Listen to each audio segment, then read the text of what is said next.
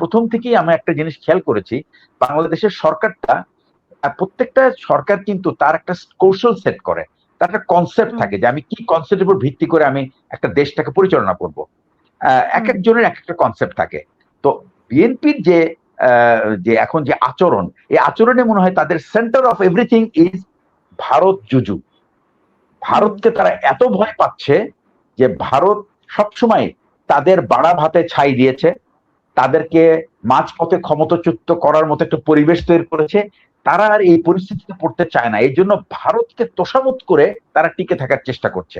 এই ক্ষেত্রে আমি একটা ছোট্ট একটা এক্সাম্পল বলি আপনি, দর্শক শ্রোতাদের উদ্দেশ্যে বলছি। আপনারা অনেক সময় প্ল্যানেট, অ্যানিমেল প্ল্যানেটে দেখে থাকবেন যে ওই সজারু বলে একটা জন্তু আছে যার গায়ে হুম প্রচুর কাঁটা থাকে।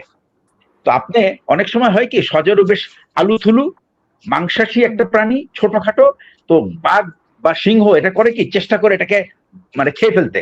তো যখনই খেতে যায় তখন সজারুর কাঁটাগুলি এমন ভাবে ছড়ায় যে তার পুরো সারা গায়ে লেগে যায়, তখন বাধ্য হয় তখন এটাকে ছেড়ে চলে আসতে। হুম বাংলাদেশকে কিন্তু একটা এমন দেশ হইতে হবে, বাংলাদেশের গায়ে সেই সজারু কাঁটা তৈরি করা।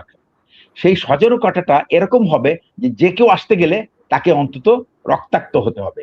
তো বাংলাদেশ যদি এটাই হলো তাদের এই এই কৌশলটা, এই স্ট্র্যাটেজি তারা চিন্তা করে থাকে, তাহলে এখন আমি মনে করি বাংলাদেশের উচিত সেটা।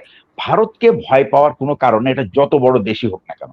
আজকে ইরানের মতো একটা দেশকে যদি ইসরায়েল এবং আমেরিকার মধ্যে এরকম একটা পাওয়ার, হাইপার পাওয়ার, দুইটা কান্ট্রি যদি তাকে হুম কোনো কিছু ক্ষতি না করতে পেরে থাকে, শুধুমাত্র একটা মূল যেটা ব্যাপার সেটা হলো তাদের জাতীয়তাবোধ, জাতীয় ঐক্য এবং তাদের সংগ্রামী মনোভাব।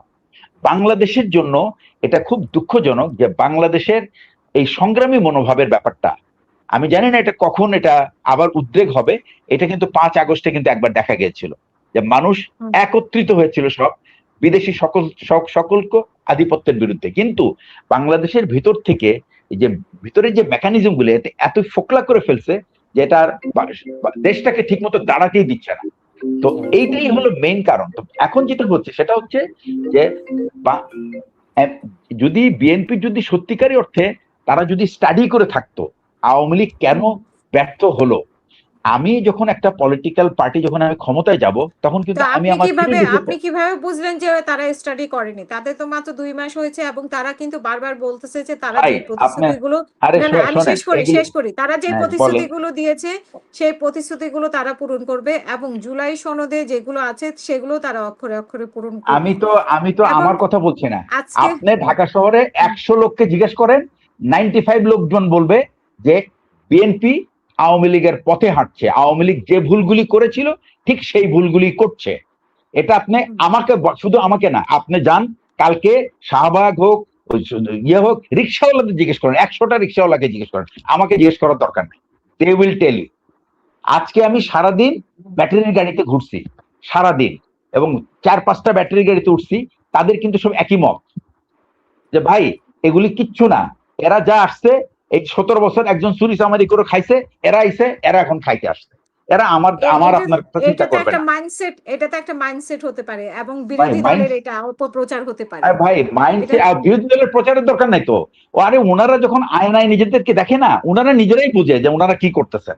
এটা ওনাদের, ওনারা হয়তো পাবলিকলি বলতে পারে না, কিন্তু ওনাদের নেতা নেত্রীরা আমাদের সঙ্গে প্রাইভেটলি বলেন যে আমি জানি না তারা কিভাবে নিজের পায়ে নিজের কুড়াল মারতে পারে।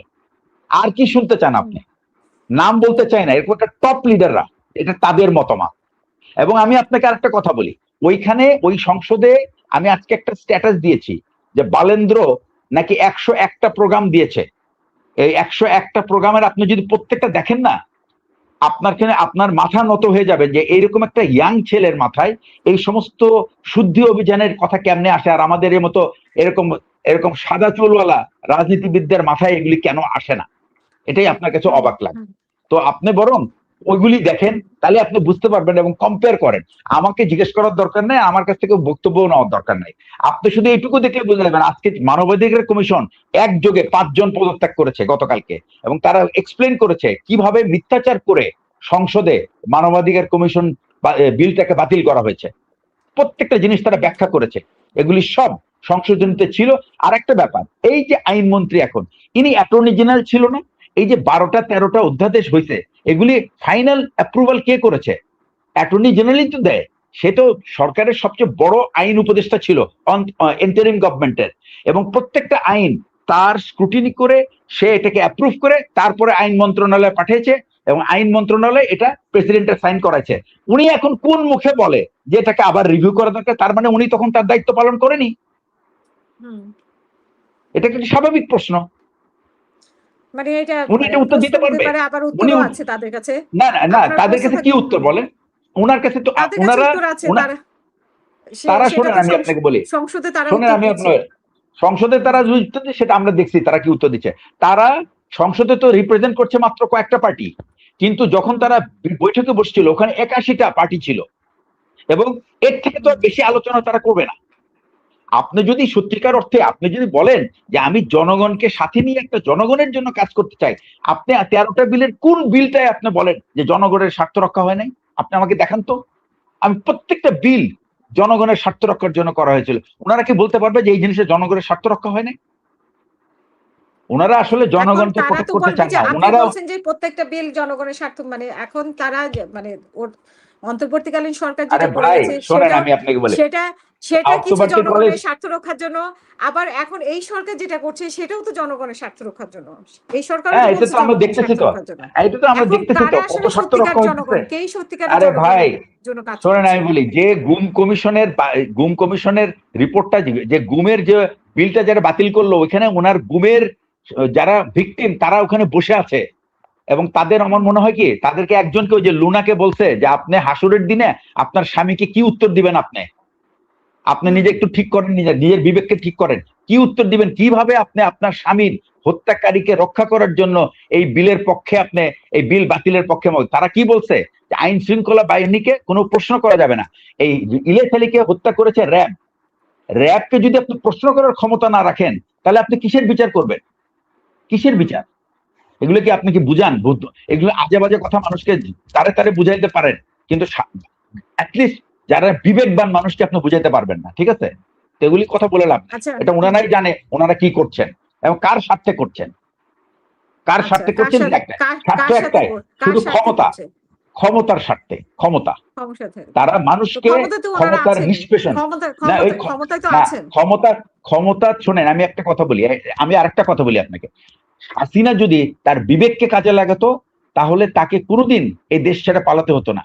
সে ক্ষমতার একচ্ছত্র অধিপতি হয়েছে, এবং তাকে যেন কেউ চ্যালেঞ্জ না করতে পারে, এটাই ছিল তার ইচ্ছা। এবং সেটা যখন যে করতে গেছে, তখন কিন্তু মানুষকে তাকে দেশ থেকে কিন্তু পালায় যেতে বাধ্য করছে।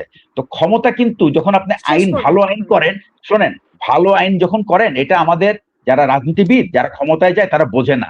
ভালো আইন করলে এটা তাদেরকেও প্রোটেক্ট করে। কিভাবে প্রোটেক্ট করে? তাদেরকে ভুল কাজ থেকে দূরে রাখে, and that's how they are protected. এই জিনিসটা আমাদের বিজ্ঞ রাজনীতিবিদদের মাথায় ঢোকে না। আল্লাহ জানে কবে তাদের এই বুঝে, তারা মরলেও মনে হয় তাদের মাথায় এটা ঢুকবে না। ঠিক আছে? আচ্ছা, যে জিয়া ভাই, আপনার কাছে আমি আরেকটা প্রশ্ন করেছিলাম যে হুম। সাবেক মেয়রের কাছে, হ্যাঁ, বিএনপি কথা তো অবশ্যই বলবেন। এটা এটা আমি শেষ এটা করব। একটা, এটা শুনেন, বাংলাদেশে এই সমস্ত, সাবেক মেয়রের বাসায় কেন হাসনাত আব্দুল্লাহ গেল? আচ্ছা, সাবেক এবং সাবেক মেয়র ছিল, সাবেক মেয়র কি ছিল? সে একজন বিএনপি নেতা ছিল, একজন বিএনপির, আওয়ামী লীগের সে নেতা। তো সারা জীবন, না সে সারা জীবন বিএনপি পলিটিক্স করছে। আওয়ামী লীগের নেতা, আওয়ামী লীগের আরে নেতা। বাবা, আওয়ামী লীগ তো পরে আসছে, সে তো আওয়ামী লীগে তো, বিএনপি যখন 17 বছর কোনো নির্বাচন করে যখন জায়গা পাচ্ছে না, ওনার একটা পলিটিক্যাল ক্যারিয়ার, যেগুলো ওই যে বিএনপির যে সমস্ত নেতা দল ছুট, উনি বেসিক্যালি সারা জীবন আওয়ামী লীগ করেছেন, মাঝখানে নমিনেশন নিয়ে বিএনপির সময় মেয়র হয়েছিলেন অল্প কিছুদিনের জন্য, পরে আবার 17 বছরের সময় আবার আওয়ামী লীগ হয়েছেন। কাজে বেসিক্যালি উনি আওয়ামী লীগ।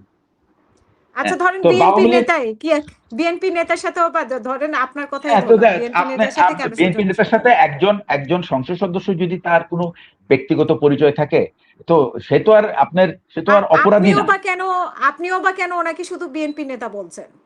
না না, আমার প্রশ্নটা সেটা না। আমি কোচল, আমি তাকে একটা, উনি তো এখন কোনো রাজনীতির মধ্যেও নাই।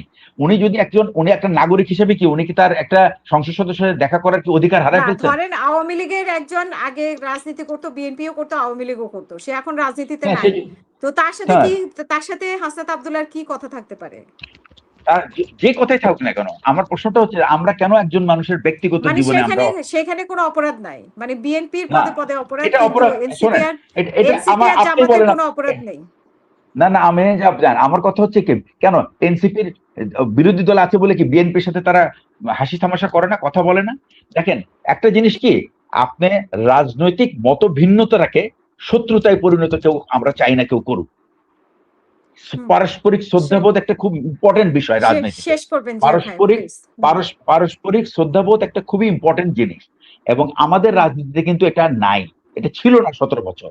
ইদানিং আমরা মাঝে মধ্যে দুই একজনকে দেখি, কিন্তু বেশিরভাগ ক্ষেত্রেই তাচ্ছিল্য করতে দেখি।